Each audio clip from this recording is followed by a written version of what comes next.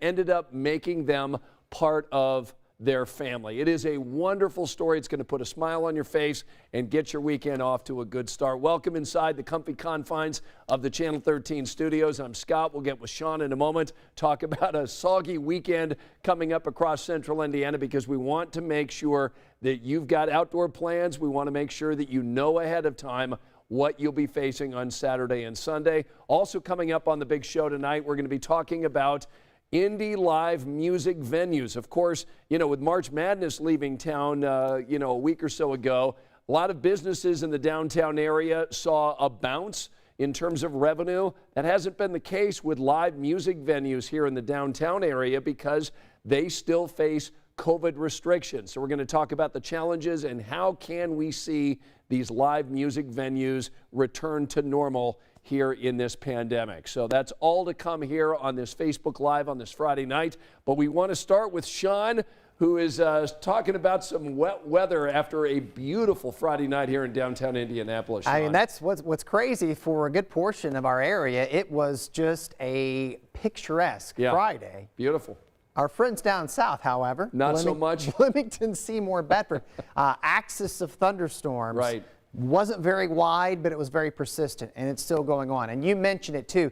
We want you to give you some info to plan your weekend. It will be wet at times, but it will not be raining from the start to the finish. There will be possibly even some sizable gaps of dry weather. Let's go to Live Doppler 13 radar. We'll show you what's left of the storm action here. These haven't been severe, but the stronger cells have produced some pea-sized hail, and this one that's about to get into Morgan County has that potential as well. So don't be shocked if it holds together Martinsville, Franklin, that we might get some hail out of that, and certainly going to have quite a bit of lightning. I suspect what's going to happen, things will settle down tonight, and then we're going to wait on the storm center, which is near Arkansas and Missouri. And as that buckles through here, it's going to be intensifying. So I'm going to start Future Track 13 current time, and I'm going to play through the weekend just so you can see how this thing pinwheels through Illinois, cuts across the northern section of Indiana. So it's going to bring us a lot of wind, and it will bring us around a pretty solid rain at times tomorrow. So this is what I want you to realize. Early, if you got stuff early in the morning, we're getting into soccer season now. We've got baseball season. If you're early, and I say before 10 o'clock, you might be okay. Notice the odds there. From about noon to 4, it is going to be widespread.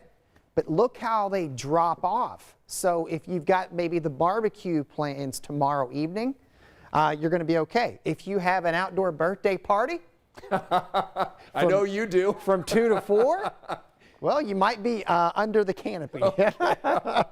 So here it is. This is Future Track 13. This is the latest run just coming in. So that's at 5 a.m. And so we'll get into about 8, 9 o'clock. We won't be completely dry at that time, but watch as we go into the middle portion of the day. Yikes. There you go. So the rain gets widespread, and there's a chance we could have some localized severe wind gusts.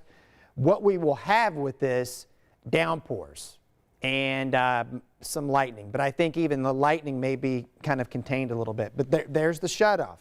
So now we're getting into the late afternoon and getting into the evening. I think the evening will be pretty nice. It won't be as warm as this one. Right. But I think we do get some dry hours. Now at 11 o'clock, we will also walk you through Sunday. Yep. Sunday, we're going to go almost in reverse. Uh-oh. So we're going to go from windy and wet to start, and then some areas, not everywhere, some areas may finish the day with some sunshine. So it's going to be kind of a very eventful weekend. Yeah. I just updated our weather blog, so if you have the app on our phone, that's going to get pushed here pretty soon, and it's just nice to have.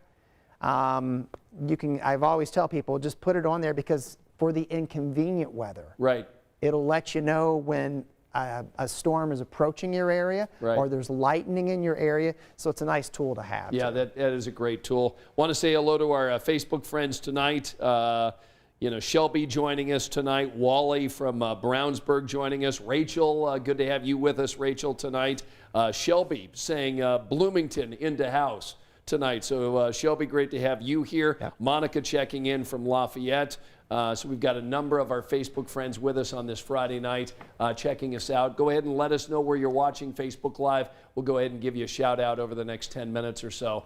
We want to also move on to a story where, we're talking about downtown businesses here in the Marion County area.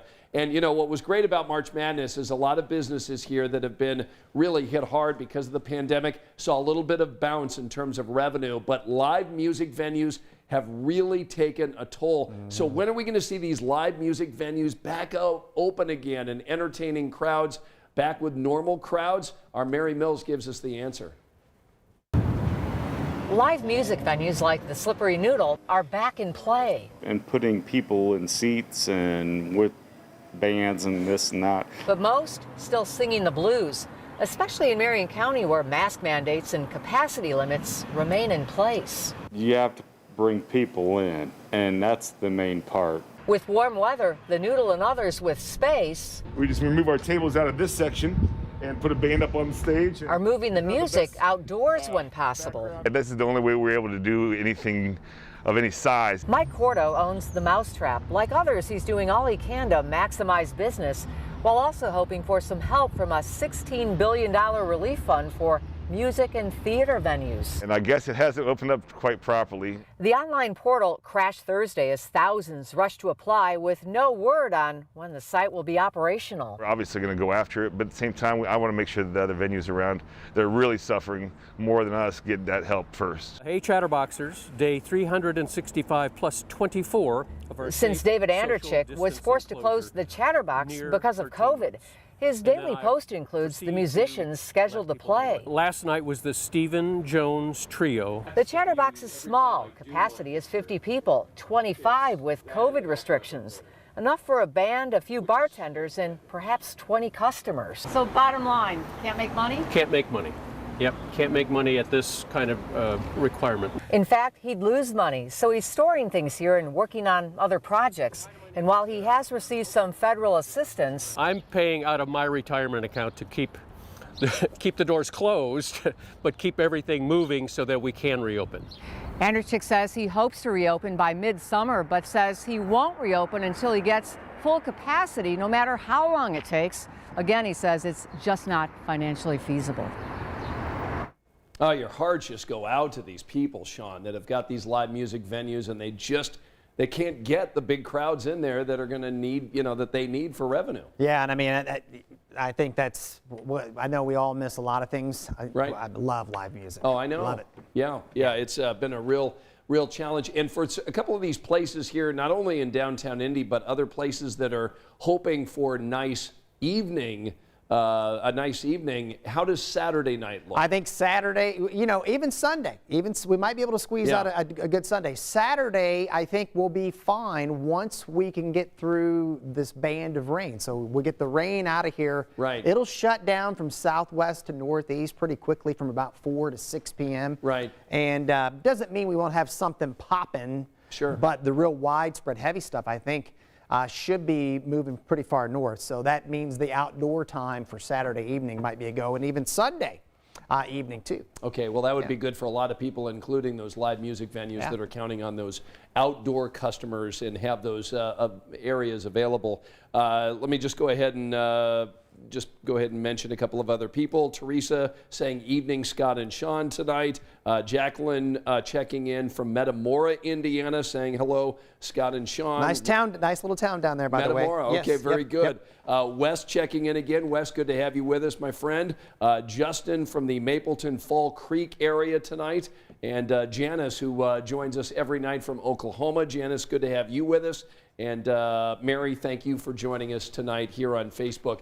All right, you ready for our best story of the day?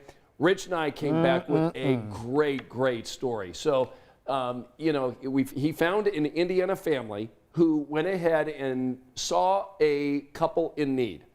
And they started with something small, and it ended up evolving into something really big. Watch this story from Rich and I. This is the kitchen. Tina Perry showed me her Southside Indianapolis apartment. She and longtime partner Charlie Bruden just moved in 2 weeks ago. Does this feel like home? Yes, it does. Yes, it does. It feels real good being here. I go in the bathroom all the time and look at the stand-up shower. You don't take a bathroom or a bed for granted when you're homeless and strangers provide you a home. It was a warm feeling.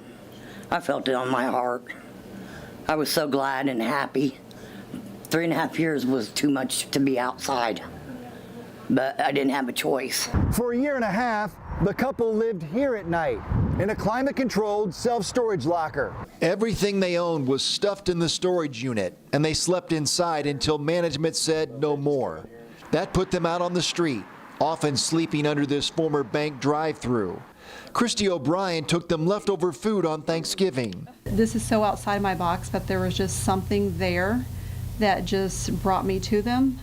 The first time I saw her, she was a gentle soul. She wasn't going to hurt anybody, and I think people are scared of homeless people. They're just like us. Christy and her extended family kept going back, bringing food and money. On a cold, snowy day in February, they decided they had to do more. And there was just an enormous amount of blankets because you can imagine they're just trying to stay warm. The family picked up the couple and put them at a nearby hotel for 5 weeks while trying to find more suitable housing through government assistance. But the system offered little or no help. He said he couldn't do anything unless we put him back on the street.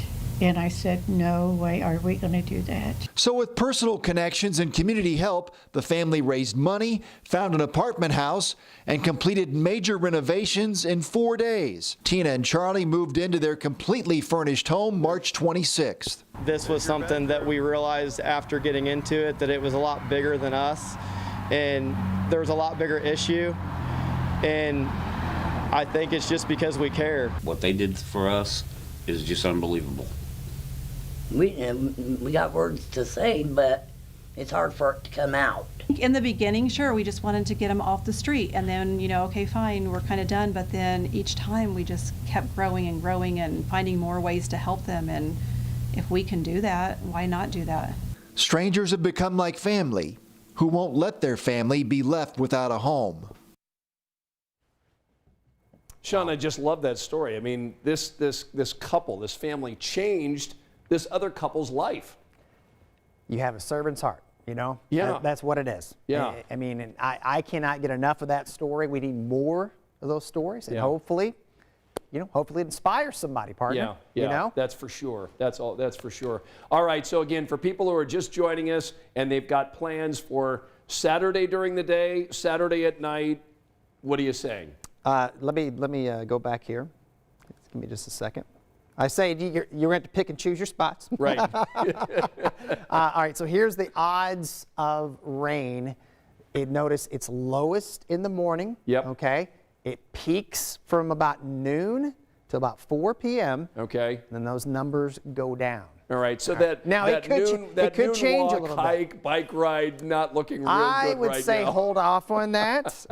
Yeah, because that rain at times is going to be heavy in that period. And now it could change a little bit. So when you get up tomorrow morning, Lindsay will have a fresh forecast, and it'll be pumped out to our free app, and you can get radar on the app too. So, right. But I think if everything plays accordingly here, we may have a nice, albeit breezy, dry evening tomorrow. That'd be nice. What did you end up deciding with the birthday party? We're going to go. It's not a lot of kids. Right. It's outdoors. In the middle of the day? It is from 2 to 4.